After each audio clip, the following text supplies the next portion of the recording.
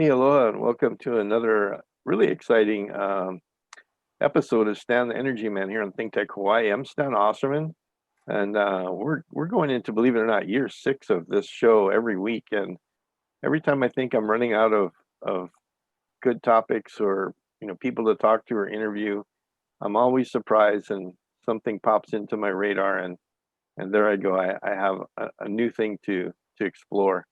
And today is no different. Last week I was participating in a Renew Rebuild Hawaii, and one of the other participants sent me a note and said, "Hey, I got some questions for you."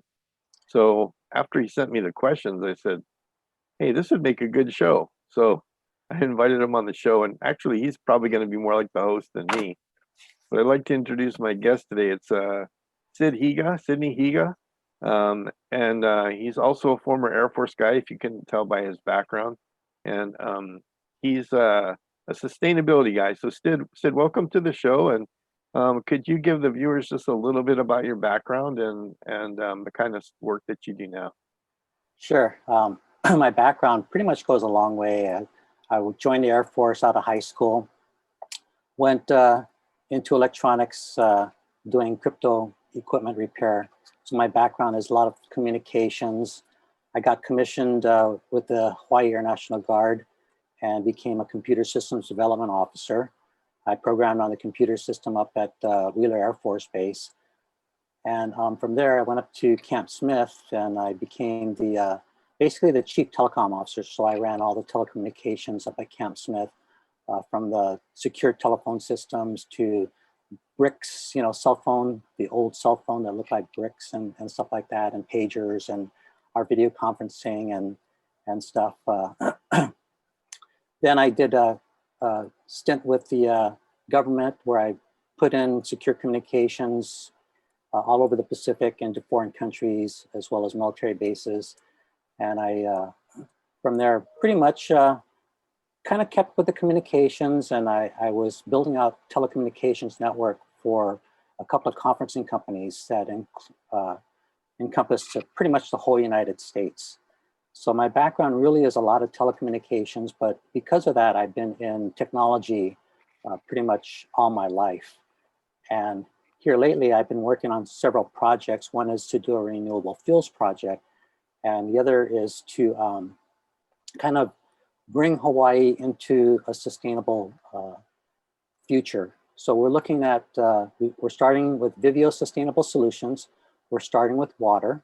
So we started to develop large scale and medium scale water purification systems, as well as small office systems. And then COVID hit. So with COVID, we had to make some adjustments. And with those adjustments, we started to look at different things. And so we came up with a 5-prong approach into how can we get businesses to be safe for their employees, schools, teachers, and stuff. So we have a 5-prong approach. The first prong is to test. So we have individual test kits that we can pass out to individuals. They can take it home. It's kind of like a pregnancy test, and they can see whether or not they've got active IgG or IgM antibodies within their system to tell them whether or not they're positive or not. Then from there we have sanitization. So we have an antimicrobial solution where we actually do a disinfection, and then we can spray an antimicrobial that has nanoparticles that kills germs and bacteria and viruses when they contact it. It's like little spikes in the solution that lays down on both porous and non-porous surfaces. And then we do air purification. So we've got systems that'll purify the air, kill the germs, bacteria, viruses as air conditionings are on. Or if you don't have an air conditioning unit that could have a system put into it, we can actually put a little room unit in there that will do the same thing using active radiant technology to kill the viruses and bacteria. And of course, our water, we do the reverse osmosis where we're pulling out everything out of the water. And that's an important part of hydrogen, as well as getting the water clean. And the last thing that we have as part of our 5-prong approach is we have, basically it's kind of like a tape where you can either shrink wrap it onto door handles and it protects up to 90 days. For rails, you can apply it as like a masking tape type of a situation. So we have 5 ways for businesses, schools, hospitals, churches to get back to somewhat of a normal situation, get people back to work, back to school, back to churches and stuff. So that's basically what I do. And part of Vivio's Sustainable Solutions primary goal is to have Hawaii sustainable with water, energy, and ultimately food. So we started with the water, and I'm talking to you about energy because that's our next step here. So that's why you had all those questions. Right. Okay. Well, go ahead and hit me with some of the questions and let's see what we can do.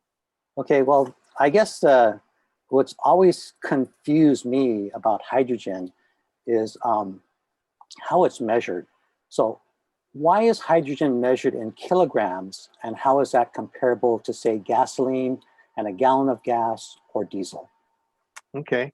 Well, it really, as I mentioned to you earlier, that really got me thinking about how to answer this question, because it's really kind of multifaceted and it's really not as straightforward as most people might think. But I tried to get it to as simple a form as I could, and initially I would think that most people would go, well, why are we using metric system instead of imperial system? Why don't we just use, the same gallons and gallons or liters and liters, and but this is even more complicated because we're using basically a volume measure of gallons versus a weight measure of kilograms, and then it gets really confusing. But I figured out the best way to answer it was to try and get it as close to apples as I could. So a gallon of gasoline weighs about 7.5 pounds, so almost 8 pounds.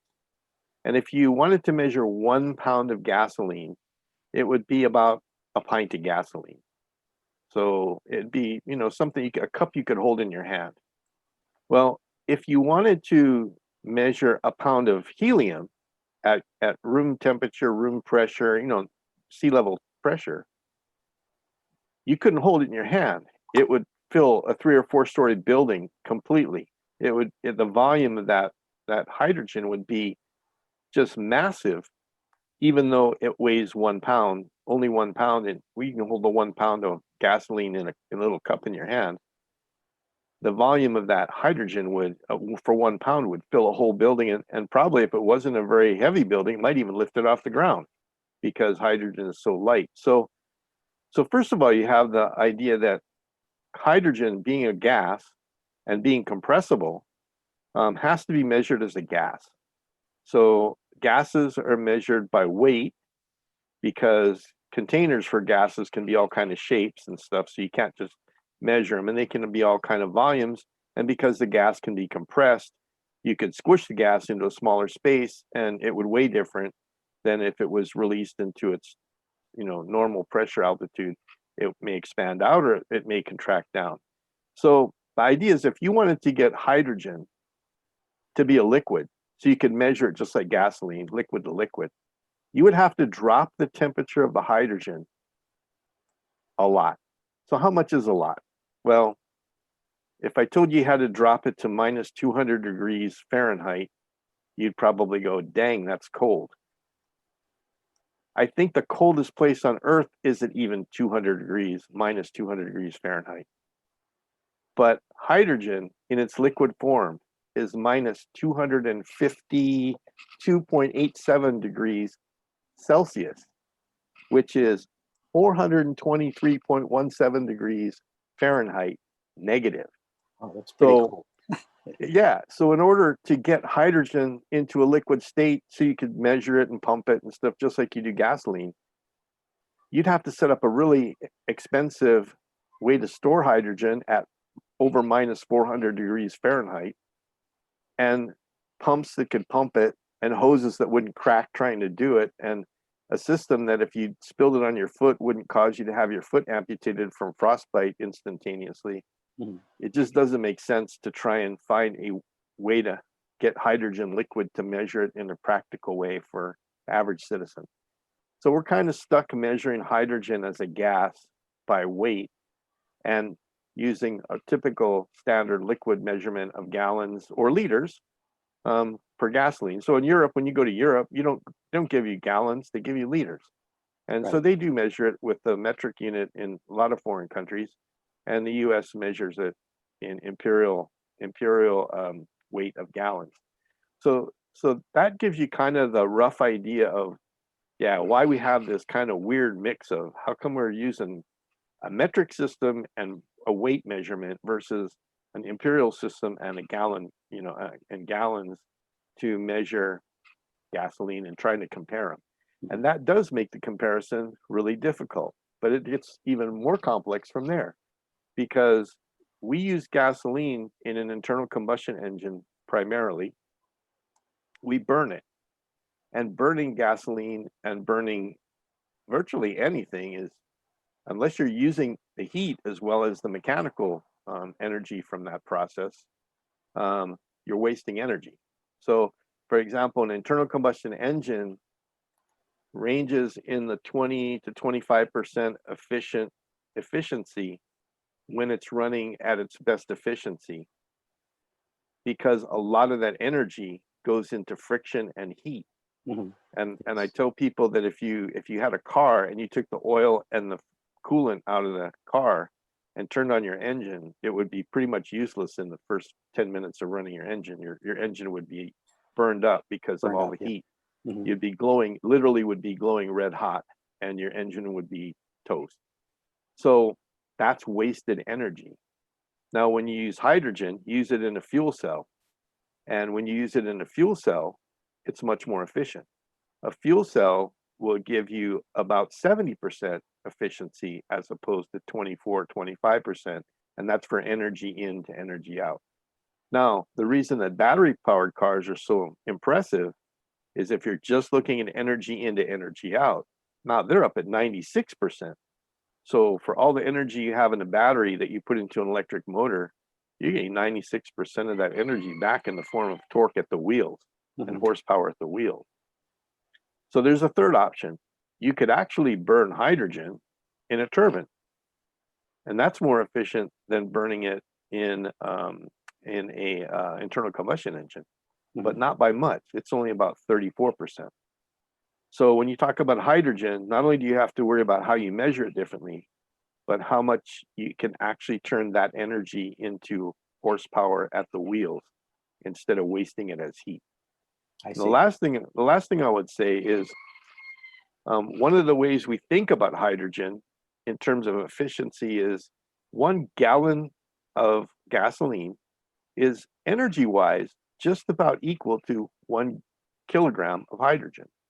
So when you think about how much raw energy do those two substances have, a gallon of gas has almost the same energy as a kilogram of hydrogen, but in a vehicle, that hydrogen will take the vehicle 70 miles, where the kilogram or the gallon of gasoline will take the car maybe 30 miles.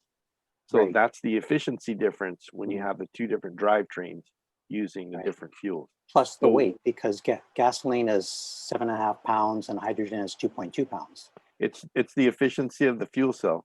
When you convert the fuel into pure energy, in the internal combustion engine, you're creating a lot of heat, and that heat is basically pushed off. It's wasted energy. Whenever you have heat and you're trying to make mechanical horsepower, you're wasting energy. That's why even in a fuel cell that does produce heat, fuel cells do produce heat. That's why they're not like a battery, not closer to 100% efficient. The best, most efficient systems will always take the heat and also use it for something else. I see. You can use it like in a car. You use that extra heat to run your heater. If you live on the mainland and it's really cold, there's another radiator in your car, and it's small and it's under the dashboard. And that's all the heat from your engine that's being sent into your car without the carbon monoxide to heat up your car. So does that kind of answer your question, or kind of a long roundabout way? But okay, I well, understand it. Hopefully our viewers will get the same understanding as I did.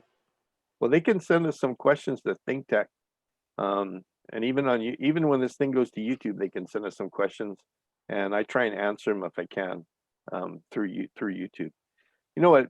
We've already, believe it or not, blasted halfway through our time slot, so I'm going to turn it back over to ThinkTech to give us a break, and then when we come back, I'll try and hit another couple of questions you got. Okay, sounds good. Aloha, I'm Krista Stadler, the host of Nonprofits Mean Business 2 on ThinkTech Hawaii.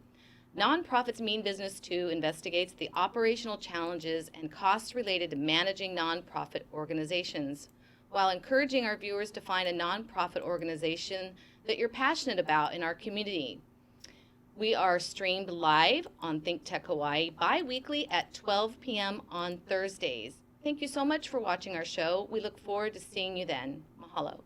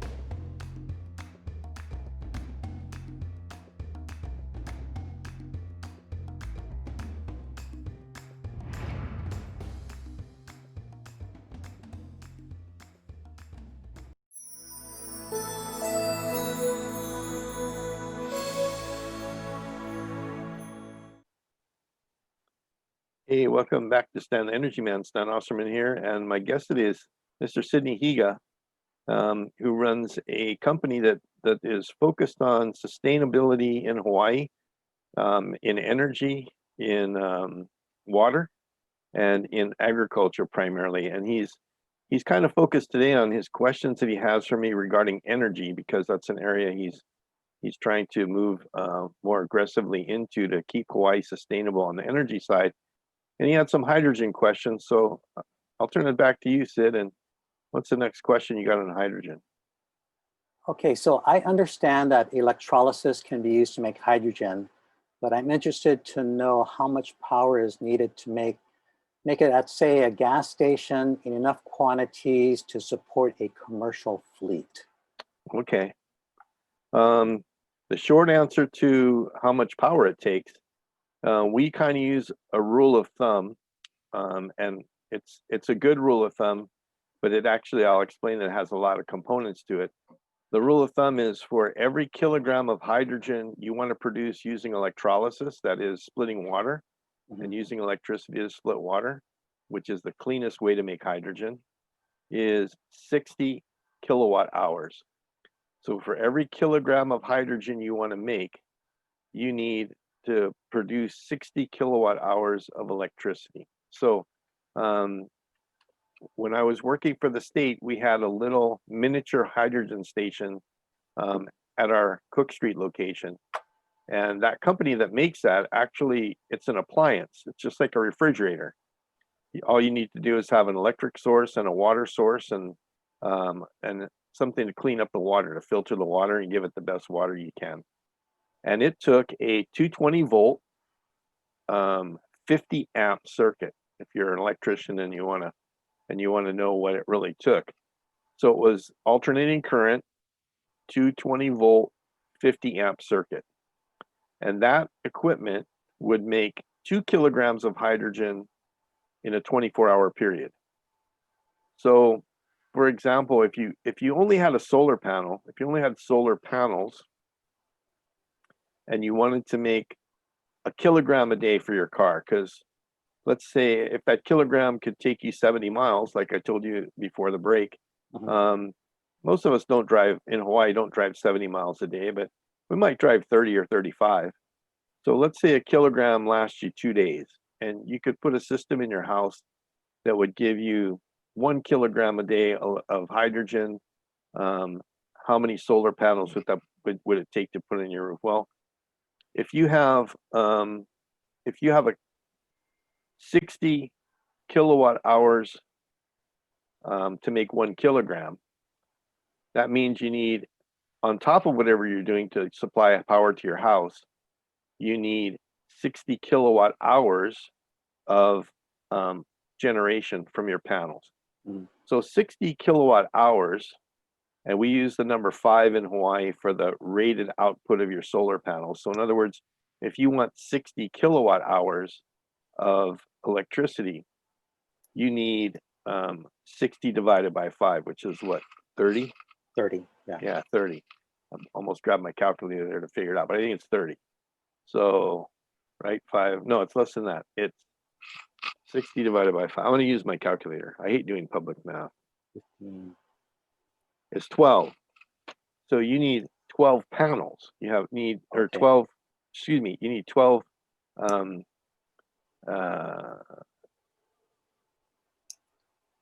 Solar panels? 12 kilowatt hours worth of panels on your roof, in Okay. addition to whatever you have on your roof now for your house, Mhm. to give you 60 kilowatt hours worth of electricity to give you 1 kilogram of hydrogen. Well, that's actually a lot, because most houses don't have, 30 panels on their roof. They have maybe 20 or 15 or something like that. So you're more than doubling the panels you'd have to put in your roof to make enough hydrogen to service your car, even if it was only using 1 kilogram of hydrogen a day. Yeah, that'd be like So 40 solar panels at 300 watts each. yeah, at 300 watts each, it'd be Yeah. around 40 panels. So that points to the fact that, here we are in Hawaii trying to meet a grid target by 2045 being completely off of fossil fuels for the grid, Mhm. and we haven't started talking transportation. Right. Well, in order for transportation to become cleaner, we're going to be migrating to electric transportation. And from the little example we just gave, electric transportation is going to cost you more energy than running most of the houses. Mhm. So how are we going to accommodate that much more renewable or clean energy on our grid if it's only in solar and wind? Because it's going to be Correct. really, really challenging to make that much hydrogen and that much because even if you're using battery powered cars, Mhm. you're going to have to produce a lot of electricity to recharge a Tesla, or a Mhm. lot of electricity to recharge a Leaf, or whatever other electric cars come out. You're still going to be having to produce more power for your transportation than you are for your house. Mhm. So that's why I've always tried to encourage Hawaiian Electric and those folks to really understand that when they go to all renewables, we either have to find better renewables, and in Hawaii, I would say that's geothermal, and maybe even expanding our hydroelectric, because our old industry of agriculture that you're going to try and revive Mhm. used the water from flumes. They diverted water from the windward side of the island to the leeward plains to irrigate sugarcane and pineapple. And many of those flumes are still around, but they need to be fixed up and cleaned up. Right. And the rain falls on the mountains for free, and it runs downhill using gravity. So if we could capture that energy in little in-stream turbines, so Mhm. not blocking off and making big dams in our valleys, but put turbines in those streams as they come downhill, we could use that for generating power 24 hours a day. It's also clean and it's also renewable. Right. And we're just putting the water back into the ocean. Between that and geothermal, and geothermal is not just on the Big Island. People think it's only on the Big Island. A University of Hawaii study back in the 70s showed that there's geothermal on Big Island, Maui, and Oahu. It's just, you got to go deeper to get it. Mhm. And the newer technology that we have now, which is much better than the Puna Venture, Geothermal. Puna geothermal, is the new technology is much safer and doesn't require as hot of a temperature to generate the electricity. So I'm kind of optimistic that once we have a real good handle on the technology, Mhm. that geothermal on the Big Island and maybe Maui and maybe even Oahu will be how we get to our clean and sustainable energy goals for 2045. Oh, So that's very another long answer to your straightforward question. But yeah, it's actually when you but I guess when you said going to a fleet, and the question is like, how do you get to a fleet?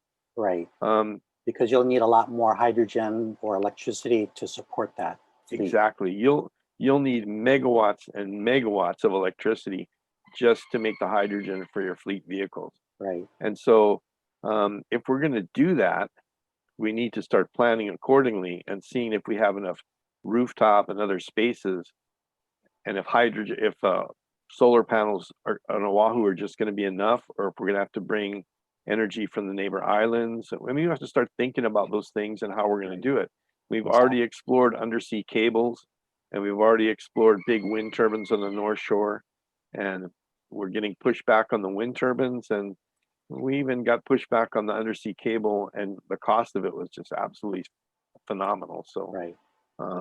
so that's kind of where we really have to think about, if in the sustainability realm, if you want to be realistic, you have to really understand how much energy we use as a community.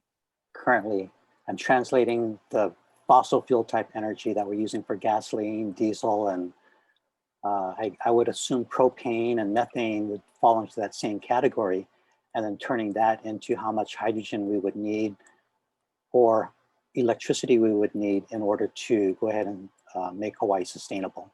Right. I will add one thing that we talked a little bit about, hydrogen and internal combustion engines as well. Mhm. And there's a question, I don't know whether it was further on in your list, but I think that was my next one, because I said hydrogen is okay. currently used to make electricity, which in turn is used as a power source. Why was hydrogen not used as a combustible fuel like gasoline? Okay. Well, we don't have a whole lot of time left, but I'm going to give you the quick answer on that, and then you're going to have to come back and finish up your questions later on. So we're going to make sure we get you back on a future show. But All right. the answer to that is efficiency. Burning hydrogen for heat is very good. Hydrogen burns really hot, really clean, and it's very directional. In other words, propane and stuff radiates heat out in the side. So if you had hydrogen burners in your food truck, say you're one of those guys who runs a food truck, you wouldn't heat up your whole kitchen using hydrogen, because the heat goes right where you want it, and it burns hotter. So to burn hydrogen for heat is actually really good, but putting hydrogen in an internal combustion engine, which is made to waste heat, is not very efficient. The fuel cell is much more efficient. Plus, if it burns hotter, that means you have a bigger problem cooling it. And exactly. Stuff, yeah. And then you also have to compress the gas, because it's so energy dense by weight, not by volume. You have to actually compress it to push it into the cylinder. So you have a lot of other challenges with this vehicle. Yeah. So, okay. Well, Sid, that's going to about max out our time today, but I really want to thank you for the great questions and giving me an opportunity to kind of get into the detailed answers, which I often don't get to do when I'm interviewing other people. And so we're going to have you come back at least one more time, probably two, maybe 5 or 6 more times.